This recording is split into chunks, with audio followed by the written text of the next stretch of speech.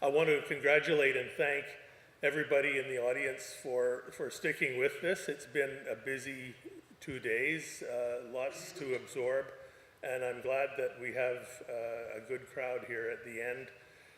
We'll try to move through it efficiently so that we can get on to the next bits of business. A little bit of background on myself. I'm a former Canadian government public servant, a diplomat for most of my career. I was a trade negotiator and also an air transportation agreement negotiator. And I had the good fortune at the end of my career to be posted as High Commissioner to Jamaica and the Bahamas. And it was through that experience and through negotiations with pretty well every Caribbean country on subjects of air transportation that I developed a real interest in the region. And following my retirement, which was, gosh, now almost 10 years ago, which is hard to believe, I've stayed in touch with the region through a couple of means. I was the chair of the board of directors of a nonprofit called Food for the Poor, which does a lot of development work, feeding work in Haiti, construction of schools and houses in Jamaica, and work in Central America. And when I was withdrawing from that board service, I was lucky enough to be put in touch with Gervin Fearon, who was in the process of getting the Canada-CARICOM Institute off the ground, and I was asked to help with their board and to help develop the CCI as a Canada-Caribbean cooperative initiative. And so this is one of the concrete examples of that initiative we've held now. This will be the third research symposium, and we're starting to, I think, find our legs, and I hope everybody has found this to be a useful couple of days. I feel a little bit out of place here because I have absolutely no data, and my remarks are going to be largely impressionistic. I've only had a chance to just scribble a few things down on a pad of paper. So I'm here to kind of put the Canada-CARICOM relationship broadly into perspective. And I'll start by saying it's an old trick of High Commissioners on both the Canadian and Caribbean side of starting every speech with a line like, "We've got a long and happy relationship, you know, with lots of history and lots of bilateral connections."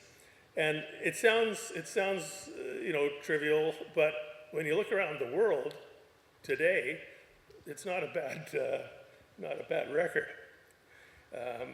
So you know, I will skip a lot of what I would usually say in the context of that sort of introduction, but just let me flag. I mean, you look over the arc of history between Canada and CARICOM, you have business and investment links that are really deep. You've got Canadian financial institutions that have been in the Caribbean since the late 1800s and continue to this day. You have large resource extractors, Alcan and Noranda, who have developed a number of projects throughout the region. You have all kinds of smaller businesses, tertiary level businesses. Now we're getting into lots of ICT and other business arrangements. But suffice it to say that the commerce between Canada and CARICOM has been pretty significant over the years, and it's bound the two places together pretty tightly.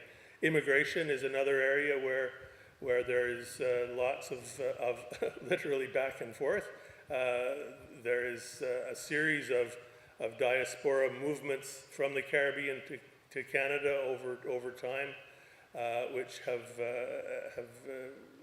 resulted in one of the largest diaspora groups in Canada from those movements. There is, of course, the regular yearly farm workers movements. I can recall when I was in Jamaica, that represents 10,000 people a year out of just that one country in the region. So that's a huge number of people, and I'm not surprised, but I'm pleased to see so many Jamaicans on my way between here and Niagara-on-the-Lake, where I'm staying these last few days. Tourism, of course, is huge. We send over 2 million tourists from Canada to the Caribbean region every year, and that informs Canadians' understanding of the region, for better or for worse, I would say sometimes. And of course, the education links that go back many, many years. I couldn't meet anyone in Jamaica or the Bahamas who hadn't had a relative, a son or a daughter or themselves study in a Canadian university or college. And they only had good things to say about that experience. So there's all kinds of positive connections over time between our two regions. You know, from time to time you get issues that aren't so positive, one of which I would have to say I was involved in. It was the Canada-CARICOM trade negotiation, ultimately an unsuccessful process. Dustin is going to give us a fair bit of insight into that. You know, so we haven't concluded that important government-to-government instrument, and I think that is one of the explanations for how a historical connection on the business side has started to diminish. We're not seeing trade and investment links grow at the pace that we should, or that has happened in other countries. So that's a bit of an issue and a bit of a problem. But I want to focus a little bit on Canadian development cooperation and how that kind of moved over you know, from independence days in Caribbean nations to just about the time when I was in the Caribbean, you know, 10 years ago. In the early days, Canada's development cooperation was quite substantial. It was always bilateral, so Canada, Jamaica, Canada, St. Kitts and Nevis, what have you, and it was always typically focused on infrastructure, basic infrastructure, so bridges, roads, highways, some navigational aids on the transportation side, but it was stuff you could touch, that you could see, and as Canadian diplomats before me would say, they were always invited to the opening of the project, where they hung a plaque that said Canada and planted a flag that was Canadian, and everyone knew where the project originated, and you know, people, and including the leadership in the Caribbean, were quite aware of the contribution Canada was making to the region. Over time, our development programming has shifted more to policy cooperation, so we're advising on the tax system, we're advising on the justice system, we're advising on the healthcare system. The outputs of which are intangible. You know, nobody can really, I mean, unless you're building a court building somewhere, but usually it's a more invisible kind of project. The other difference, you know, in the years closer to when I was there, is that Canadian development assistance has become more regional in focus, not bilateral, and it's been delivered through other organizations, the World Bank, the Caribbean Development Bank, the IDB, and this isn't a criticism that I'm leveling at any of those institutions, but it's harder for Canada to be represented in those projects than the old days when we could put a plaque on a wall and hang a Canadian flag. And so over time, and I witnessed this in my period in Jamaica, Caribbean leaders, Caribbean business people, politicians generally said, is Canada withdrawing from the Caribbean? You're not as active, you're not as visible as you used to be. You know, what's going on? And it was always one of my frustrations that that was the impression, because it was not the truth. We were one of, and still are, one of the largest development cooperation partners in the Caribbean. That was a source of endless frustration for me, and the source of great joy when I could take this role on and plug a lot of the work that Canada and the Caribbean are doing together. But the bottom line is there was this sense that the relationship was in decline. The trade agreement had failed. People weren't seeing Canada as visible as in the past. I have to say that the last few years, so this is sort of depressing for me. I was there at the bottom of the trough of the relationship recently, let's say, but the last few years have seen, I think, a really significant uptick in the relationship, and I think Dustin will speak a little bit about this as well, but that's largely due to the commitment at the level of leadership in the Caribbean and CARICOM and in Canada to put the relationship on a higher level and a higher trajectory. And so a year ago today, there was a summit in Ottawa hosted by Prime Minister Trudeau and attended by the leaders of CARICOM, where there was concluded something called the Canada-CARICOM Strategic Partnership. And what, for those of you who aren't, so familiar with government processes, what all this means is there's a commitment to regular meetings of leaders. Prime ministers are going to get together on a regular basis and tick off that their officials have done the work that they were instructed to do. Ministers are going to be getting together on a regular basis to do the same. And at least on the Canadian side, there's a whole process of involving the line government ministries to focus on Caribbean initiatives and projects and to make them accountable for delivering those. And so from a few years ago, when a lot of contact was just ad hoc, when a lot of programs were seen as being delivered through the international financial organizations, we now have a different path.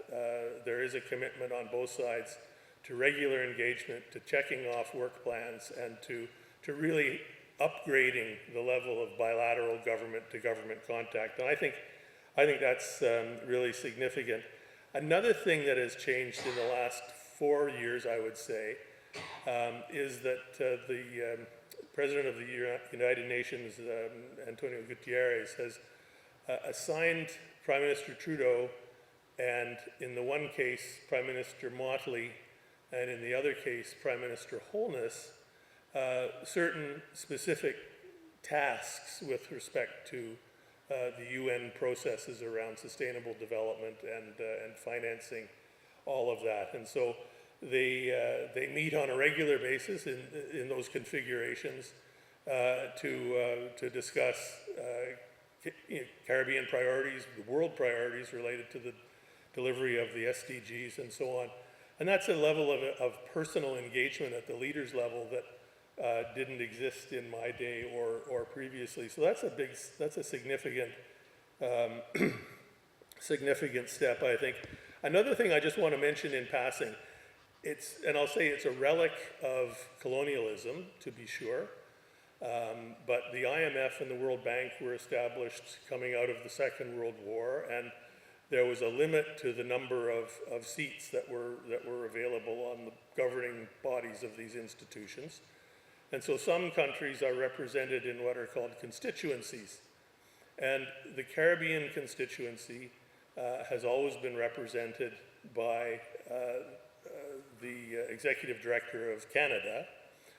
So the World Bank and the IMF Caribbean representation is by the Canadian delegate acting as the head of the CARICOM constituency, or in the other case, Ireland, where we represent as well. So as I say, a relic of colonialism, and as you can see, Prime Minister Motley and Senator Thompson don't need anybody to speak for them, but in at least the current organizational context, Canada has an important role to, and is playing an important role in terms of representing some of the CARICOM interests there. At the same time as this was being, the strategic partnership and everything was being rolled out, the Canada-CARICOM Institute was sort of serendipitously organized. Gervin Furon and Sir Hilary Beckles and others founded the organization. It's grown to the stage it is now, 12 post-secondary institutions. We support the Canada-CARICOM strategic partnership. We're always looking for ways in which we can continue to prod governments to move forward. We hold policy discussions that try to pull out recommendations. We've done that on trade, on seasonal agricultural workers, and we'll be doing it in other areas, hopefully with the cooperation of some of you if you want to approach us in the future, and hopefully with the cooperation of CARICOM heads of mission in Canada, where we're certainly most pleased to collaborate. So with that, I would end this kind of impressionistic overview of where Canada-CARICOM stands right now. Thank you. Okay.